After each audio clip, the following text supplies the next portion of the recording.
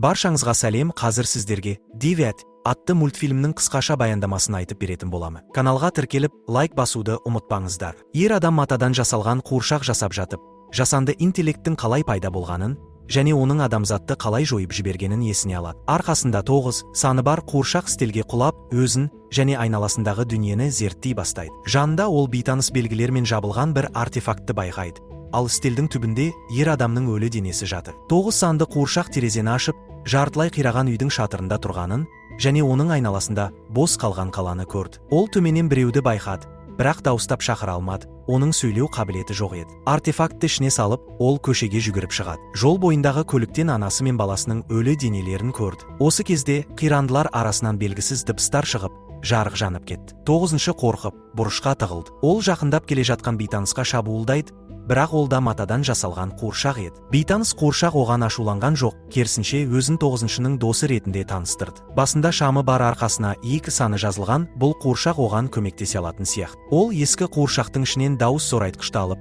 9-шыға орнатты. Алайда жаңа даусына үйренбеген 9-шы абайсызда оқ дәріні іске қосып, өз-өзін жарып жібере жаздады. Ақыры ол сөйлей бастады, ал 2-ші қуыршақ оның ішіндегі артефактты байқап, оның құпиясы оларды құтқаратынын айтты. Жақын маңнан қорқынышты дыбыс естілді, ал 2-ші қуыршақ 9-шыға бөшкеге тығылуды бұйырды. Сол сәтте оған алып жыртқыш шабуыл жасады.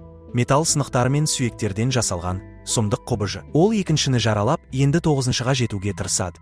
Бірақ басындағы шамы бар қуыршақ жыртқыштың назарын өзіне аударды. Робот өз тістерімен 2-ші қуыршақты қармап, оны артефактпен бірге алып, зауытқа қарай сүйреп кетеді. 9-шы тағы да жалғыз қалды, және қолы да жарақаттанған еді. Көп ұзамай оны басқа қуыршақ тауып алады. Оның жалғыз көзі бар, ал арқасында 5 саны жазылған. 5-ші оны емдеп, жарасын таңып берді де 2-ші туралы сұрай бастайды. Дәл осы кезде бөлмеге тағы бір қуыршақ кіреді. Үстіне плаш киген, қолында аса таяғы бар. Ол 1-ші еді. Оның бастығы екені бірден байқалды. Ол бұйрық береді, және оны үлкен қылыш ұстаған алып денелі күзетші үнемі қорғап жүр. Барлық қуыршақтардың баспанасы шіркеуде орналасқан екен. Алып күзетші 9-шы мен 5-шіні шелекке салып, жоғары көтереді. Жоғарыда 1-ші өз әңгімесін бастады. Бір күні ол есін жиып, бүкіл әлемнің күйреп жатқанын көрді. Адамдар мен машиналар арасында қырғын соғыс жүріп жатты. Матадан жасалған қуыршақтар бастапқыда 8 ғана еді. 1-ші бәрінен бұрын оянғандықтан ол басшылықты өз қолына алды. Бірақ адамдардың соғыс роботтарына қарсы ешқандай мүмкіндігі болмады. Алайда машиналар бүкіл тіршілікті, тіпті өсімдіктер мен микробтарды да бір сәтте жойып жіберу үшін улағыш газ таратты. Ол тек қуыршақтарға әсер етпеді, ал машиналар оларды мүлде елемейді. Қуыршақтар осы баспананы тауып, соғыстың аяқталуын күтті. Барлық адамдар қырылып, машиналар тоқтап қалды. Бірақ бір жыртқыш робот әлі де жұмыс істеп тұрды, және үнемі бір нәрсе іздеп жүргендей көрінді. Сондықтан 1-ші басқаларға сыртқа шығуға қатаң тыйым салды. Ол тіпті 2-шіні құтқаруға да рұқсат бермеді. Ғимараттың ең биік мұнарасында бақылау бекеті жасақталған еді. Осы жерден 2-ші жиі 9-шыны іздеп, оның келіп, бәрін өзгертетініне үміттенеді. 9-шы 5-шіні ережені бұзуға және фабрикаға барып, 2-шіні құтқаруға көндіреді. Басында бір көзді қуыршақ қауіпсіз жерде қалғысы келгенімен кейін райынан қайтып, картаны алып жолға шығады. Көп ұзамай олар жерде жатқан найза мен шам ұстағышты тапты. Бұлар 2-шінің заттары еді. Енді тек фабрикаға апаратын тоннельді табу қалды. Қатты дауыл соқса да олар өз жолын тапты. Бірақ қуаныштары ұзаққа созылмады. Сол жолда жыртқыш машинаның іздері де жатты. Қорқынышты сейілту үшін 9-шы найза, шлепа, батарея мен шамнан жарық түсіретін құрал құрастырды. Оның қалай жасағанын өзі де түсінбеді. Қуыршақтар алып өндірістік ғимараттың ішіне кіреді. Төменге түсе бастағанда 9-шы тағы да механикалық ырыл естілді, және лампаны сөндіруге тура келді. Келесі бөлмеде құс торының ішінде 2-ші қамалып отыр екен. Бірақ дәл осы маңда алып темір жыртқыш бірдеңені қазбалап жатты. Ол қуыршақтарды байқап, бірден шабуылға өтті. Үшеуі барынша қарсылық көрсетті, бірақ тым әлсіз еді. Оларға қарсы шыққан құбыжық өте үлкен әрі күшті болады. Дәл осы сәтте кенеттен тағы бір қуыршақ пайда болды. Алдымен ол жыртқыштың көзін ойып жібереді. Содан кейін бір соққымен оның басын шауып түсірді. Бұл 7-ші еді. Ол баяғыдан ақ 1-ші қойған тиымдарды елемеуді үйренген, және сыртқы әлемде өз бетінше өмір сүруге дағдыланған. 9-шы тағы да бейтаныс белгілері бар артефактты тауып алды. Оны сәйкес ешыққа орналастырғанда артефакт жарқырап 2-шінің жанын сорып алды. Оның тек матадан тігілген денесі ғана қалды. Артефакт қуатқа қаныққан сәтте алыбы бар, сансыз манипулятор қармалағыштары бар алып машина оянып кетті. 7-ші бәріне жардан өтуге көмектесті. Бірақ сонымен бірге конвейерді іске қосып алды. Үшеуі ғажайыптың күшімен қорқынышты механикалық құбыжықтан қашып, тығылып үлгерді. Олар 8 аяқ ромот жете алмайтын құбырға кіріп, сол арқылы қашып құтылады. Жолда достары 9-шыны сөге бастады. Тек ол ғана емес, бәрі артефактты машинаға салуға болмайтынын білетін болып шықты. Фабрика қайта іске қосылып, алып машина өз жаратылған мақсатын орындауға кірісті. 8 аяқ робот әртүрлі металл қалдықтарын жинап, оларды бір-біріне дәнекерлеп, жануардың қаңқасы негізінде жаңа механизм құрастырды. Нәтижесінде ол қанаттары бар робот птеродактиль жасады. 7-ші достарын үлкен кітапханаға алып келді. Оларды екі егіз қуыршақ қарсы алды. Олар сөйлемегенімен өте білгір әрі қызығушылықтары жоғары еді. Бұл жерде олар кітап оқып, барлық нәрсені сканерлеп, тарихты зерттейді. 7-ші олардан өздері оятқан құбыжық туралы айтып беруді сұрады. Егіздер архивтен қажетті бетті тауып, оған қоса газет мақаласында тап. Ол мақала жасанды интеллектті жасаған ғалым туралы еді. Сол сәтте қуыршақтар насихаттық фильмді көрсетеді. Онда жасанды интеллекттің қалай жаңа әскери машиналар жасап, оларды бірден соғысқа жібергені баяндалады. Себебі канцлер бірден бүкіл әлемге соғыс жариялаған еді. Бірақ көп ұзамай роботтар адамдарға қарсы көтеріліп, ғалым халық жауы деп танылды. 9-шы артефакт пен оны орналастырған яшық туралы сұрай бастады. Ол есінде қалған белгілерді қағазға салып көрді. Сонда бұл таңбаларды үнемі 6-шының салатыны анықталды. Бірақ 9-шы онымен әлі таныспаған еді. Оның сызбаларын алу үшін бірінші отырған баспанаға қайта оралуға тура келді. Екеуі қажетті суреттерді тапқанымен, сол сәтте оларды бугай ұстап алып, біріншіге алып барды. Жергілікті билеуші 9-шының мұның бәрін тек билікті тартып алу үшін жасап жүргеніне сенімді еді. Осы кезде 6-шы өз суреттерінің бірімен пайда болады. Ол 9-шыдан бірдеңені есіне түсіруді өтінеді. Бірақ оның нақты не туралы айтып тұрғаны белгісіз болды. Ал бірінші мен оның қорғаушысы оған кедергі жасап тұр. Дәл осы сәтте ғимаратқа қанатты құбыжық кіріп келді. 8-ші өз қожайынын қорғауға тырысты. Бірақ ол да алып жыртқышпен күресе алмады. Қуыршақтар қашуға мәжбүр болады. Шелек лифт түпсіз құзға құлап кетеді. Бірінші болса шатыры арқылы қашады.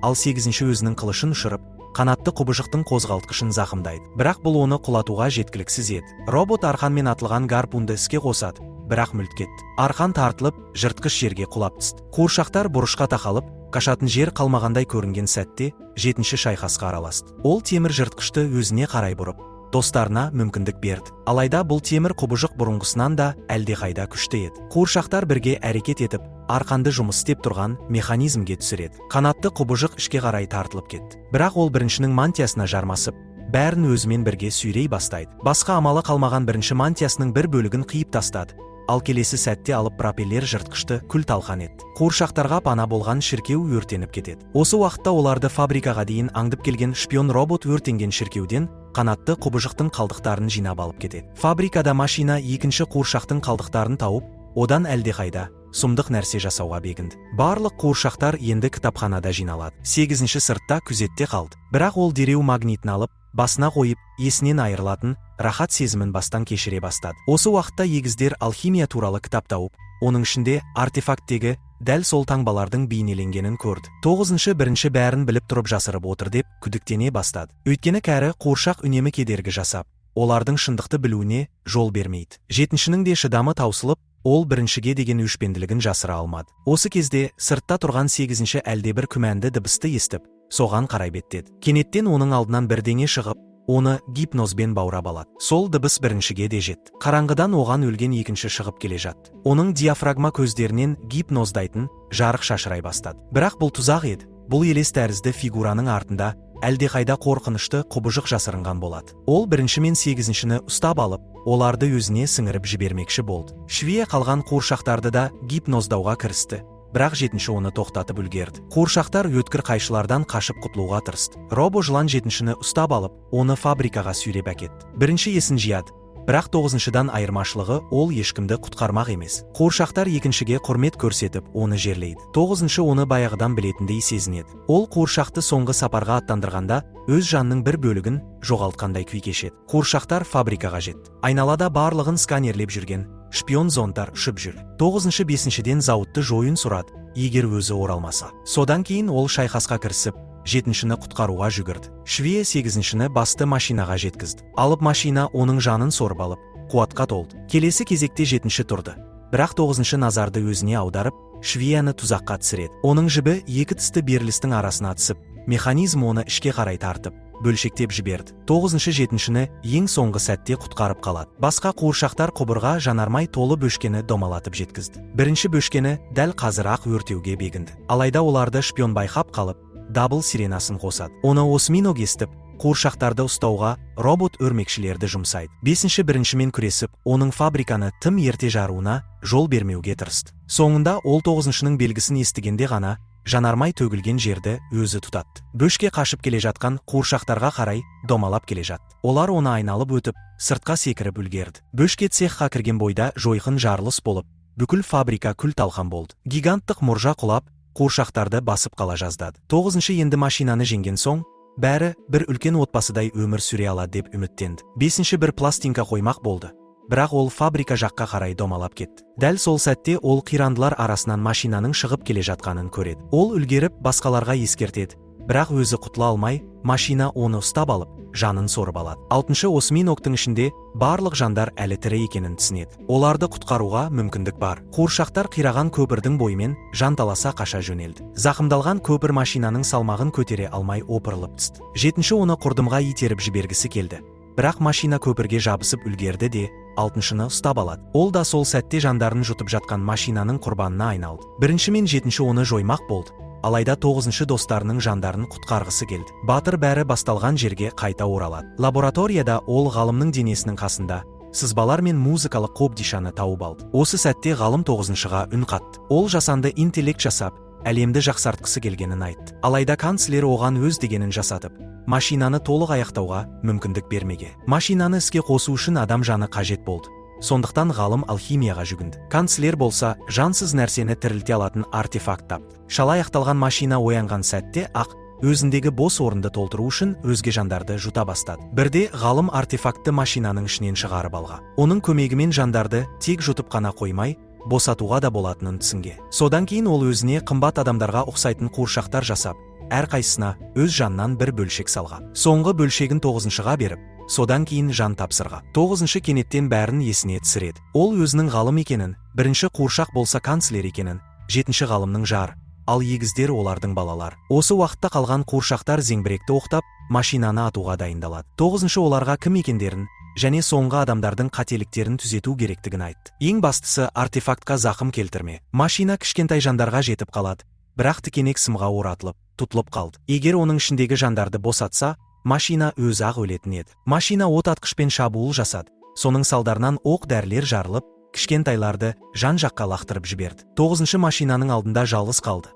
Ал ол оны өлтіруге дайын тұрды. Бірақ 1-ші өз міндетін түсінді. Ол кезінде машинаға адам жандарын беріп тұрған еді. Сондықтан ол 9-шыны құтқарып, өз жанын қиды. Осылайша ол күнәсін жуып шаюға мүмкіндік алды. 9-шы осы сәтті пайдаланып, артефактты суырып алды. Қажетті тетіктерді басып, барлық жандарды босатты. Осылайша машина жойылады. Ақыр соңында ол және оның отбасы ғана аман қалды. Ғалым өзінің жанының бір бөлігін достарына берді, олар оған көмектесу үшін, ал жауларына олар өз қателіктерін түсініп, өтем жасау үшін. 8-ші канцлердің телохранителі, 6-шы инженер оны канцлер машинаны іске қосуға мәжбүрледі. Және оның жанын машина ең бірінші жұтқа. 2-ші ғалымның көмекшісі және адал серігі. Олар бірге ондаған жылдар бойы осы машинаны жасаған. 5-ші батыл дәрігер, ол соңғы сарбаздарды емдеуден бас тартпаған. Ал 1-ші канцлердің өз, ол әлемді жойды және өзі де қаза тапты. Бірақ соңында оның да жаны бар екенін дәлелдеді. Олар өз жаратушысының жоспарын орындады. Жандар көкке көтеріледі, жаңбыр жауды